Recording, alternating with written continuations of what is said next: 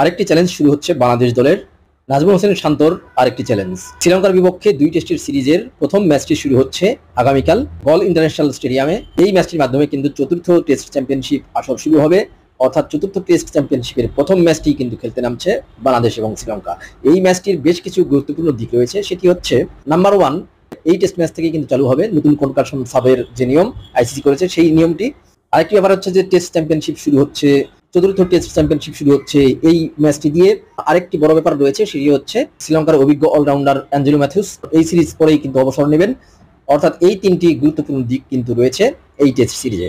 এই টেস্ট সিরিজে বাংলাদেশ দলের জন্য একটি মহা গুরুত্বপূর্ণ একটি সিরিজ, কারণ হচ্ছে চতুর্থ টেস্ট চ্যাম্পিয়নশিপের যে সূচি রয়েছে সেই অনুযায়ী কিন্তু বাংলাদেশ 3টি সিরিজ খেলবে দেশের বাইরে, 3টি সিরিজ খেলবে ঘরের মাটিতে, এবং যে 3টি সিরিজ দেশের বাইরে খেলবে তার মধ্যে কিন্তু শ্রীলঙ্কার বিপক্ষে এই সিরিজটি সবচেয়ে সহজতর হতে যাচ্ছে। কারণ হচ্ছে এর পরবর্তীতে কিন্তু বাংলাদেশের দেশের বাইরে 2টি সিরিজ রয়েছে দক্ষিণ আফ্রিকার মাটিতে এবং অস্ট্রেলিয়ার মাটিতে।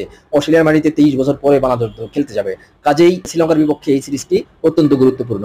সর্বশেষ বাংলাদেশ দল গত এপ্রিলে জিম্বাবুয়ের বিপক্ষে ঘরের মাটিতে টেস্ট সিরিজ খেলেছে, 2 টেস্টের সিরিজ। সেই সিরিজে বাংলাদেশ দল তেমন ভালো করতে পারেনি, বিশেষ করে জিম্বাবুয়ের মতো একটি দলের বিপক্ষে যারা কিন্তু টেস্ট চ্যাম্পিয়নশিপ খেলার মতো যোগ্যতা অর্জনও করতে পারে না, তাদের কাছে ঘরের মাটিতে বাংলাদেশ দল কিন্তু একটি টেস্ট হেরেছে।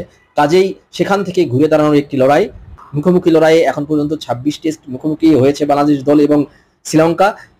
এর মধ্যে কিন্তু বাংলাদেশের জয় মাত্র একটি, 5টিতে ড্র করতে পেরেছে।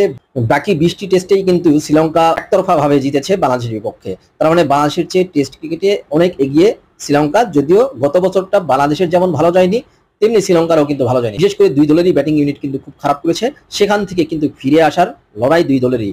এর মধ্যে কিন্তু শ্রীলঙ্কার বাংলাদেশের বিপক্ষে গল টেস্টের জন্য যে 18 জনের দল ঘোষণা করেছে শ্রীলঙ্কা, সেই 18 জনের দলে কিন্তু 6 জনই রয়েছেন একেবারে আনক্যাপড, অর্থাৎ এখন পর্যন্ত ইন্টারন্যাশনাল ম্যাচ খেলেননি। তার মধ্যে 2 জনের কিন্তু অভিষেক হয়ে যেতে পারে।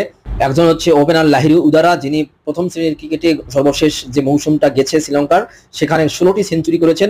আরেকজন হচ্ছে স্পিনার থারিন্ডু রত্নায়েকে, তিনি প্রথম শ্রেণীর ক্রিকেটে 370+ উইকেট নিয়েছেন। অর্থাৎ এই 2 জনের কিন্তু অভিষেক হওয়া প্রায় নিশ্চিত। এছাড়া এই টেস্টে যারা খেলবেন, একাদশে যারা থাকতে পারেন তারা হচ্ছে পাথম নিশঙ্কা, দীনেশ চান্দিমাল, অ্যাঞ্জেলো ম্যাথিউস, কামিন্দু মেন্ডিস, অধিনায়ক ধনঞ্জয়া ডি সিলভা, উইকেট রক্ষক কুশল মেন্ডিস, প্রবোধ জয়সূরিয়া। এই প্রবোধ জয়সূরিয়া কিন্তু বাংলাদেশের জন্য ভয়ঙ্কর হতে পারেন, সমস্যার তৈরি করতে পারেন, কারণ প্রবোধ জয়সূরিয়া কিন্তু সর্বশেষ যে টেস্ট চ্যাম্পিয়নশিপ হয়েছে সেই টেস্ট চ্যাম্পিয়নশিপে স্পিনারদের মধ্যে সর্বাধিক উইকেট শিকারী আকিলা ধনঞ্জয় এবং আসিতা ফার্নান্দো। এটি হতে পারে শ্রীলঙ্কার একাদশ। বাংলাদেশের একাদশে কিছুটা সমস্যা হতে পারে। সর্বশেষ 1 বছর বাংলাদেশ টেস্ট খেলেছে, সেখানে ব্যাটিং এবং বোলিং এ 2 দিক থেকেই কিন্তু মেহেদী হাসান মিরাজ তিনি এগিয়ে। বর্তমান বিশ্বের 2 নম্বর অলরাউন্ডার মেহেদী হাসান মিরাজ কিন্তু জ্বরে আক্রান্ত হওয়ার কারণে দলের সঙ্গে তিনি অনুশীলন করতে পারেননি। আগামীকালকে টেস্ট ম্যাচে যদি তিনি নামতে না পারেন সেক্ষেত্রে বিশাল একটি ঘাটতি তৈরি হবে, কারণ সাকিব আল হাসানের অনুপস্থিতিতে অন্যতম ভরসা কিন্তু এই মেহেদী হাসান মিরাজ।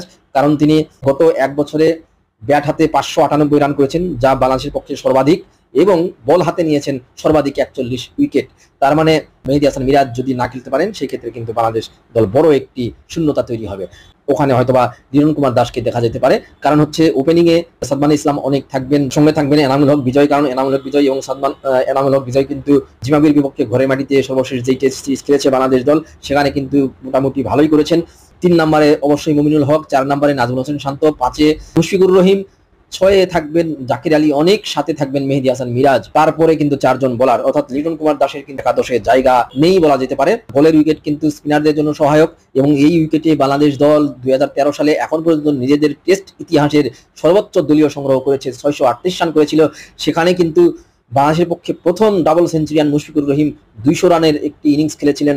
তার কিন্তু 3টি ডাবল সেঞ্চুরি রয়েছে। গত কয়েকটি টেস্টে অবশ্য মুশফিকুর রহিমের ব্যাটে সেভাবে রান পায়নি বাংলাদেশ দল, তার ব্যাটের দিকে তাকিয়ে থাকবে। বলে যেহেতু স্পিনাররা সহায়তা পান সেক্ষেত্রে এখানে কিন্তু বাংলাদেশ দল 3 জন স্পিনার খেলাতে পারেন। মেহেদী হাসান মিরাজের সঙ্গে তাইজুল ইসলাম তো অবশ্যই থাকবেন, সঙ্গে হয়তো নাইম হাসান অথবা হাসান মুরাদ থাকতে পারেন। এছাড়া 2 জন পেসার থাকার সম্ভাবনা রয়েছে, নাহিদ রানা এবং হাসান মাহমুদ। এবাদত হোসেন 2 বছর পরে ফিরেছেন, তাকে হয়তোবা এই ম্যাচটিতে বেঞ্চেই বসে কাটাতে হবে।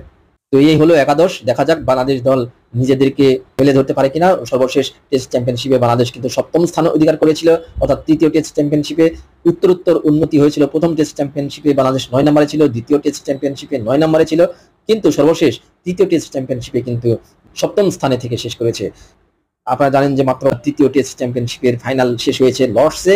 সেই লর্ডস থেকে 9000 কিলোমিটার দূরে গল ইন্টারন্যাশনাল স্টেডিয়ামে আবার শুরু হচ্ছে চতুর্থ টেস্ট চ্যাম্পিয়নশিপ এবং সেখানে মুখোমুখি হচ্ছে বাংলাদেশ ও শ্রীলঙ্কা। দেখা যাক বাংলাদেশ এবং শ্রীলঙ্কার এই টেস্ট ম্যাচটি কতটা উপভোগ্য হয়। ধন্যবাদ সবাইকে।